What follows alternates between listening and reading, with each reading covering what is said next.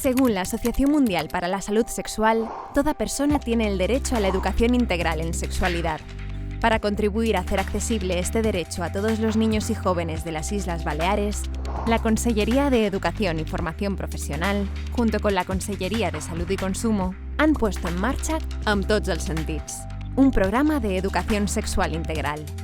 La finalidad del programa es facilitar que todos los niños y adolescentes escolarizados en las Islas Baleares vivan la sexualidad con placer y satisfacción, de forma segura y responsable, estableciendo relaciones gratificantes, igualitarias y no discriminatorias.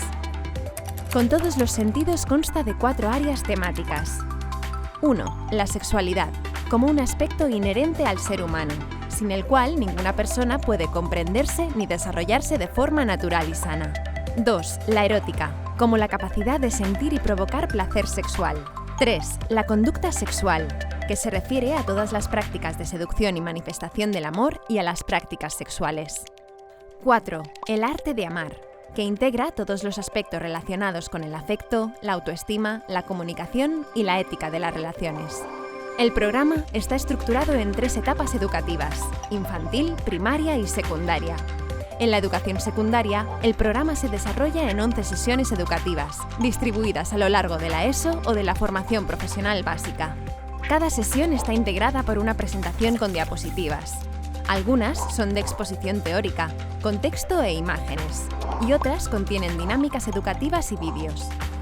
Estas presentaciones, junto con un documento de consulta para el profesorado, una guía didáctica y folletos informativos sobre temas específicos, forman parte del material didáctico disponible para el profesorado, las familias y el alumnado. El profesorado también tiene a su alcance el asesoramiento personalizado por parte de la Coordinación de SIDA y Sexualidad, mediante el correo saludsexual@dgsanita.caip.es. Todo el material del programa es gratuito y accesible a través de la web de salud sexual de la Conselleria de Salud y Consumo, www.saludsexualcaip.es. Porque la educación integral en sexualidad es un derecho que debe ser accesible a todos los niños y jóvenes. Amb tots els sentits.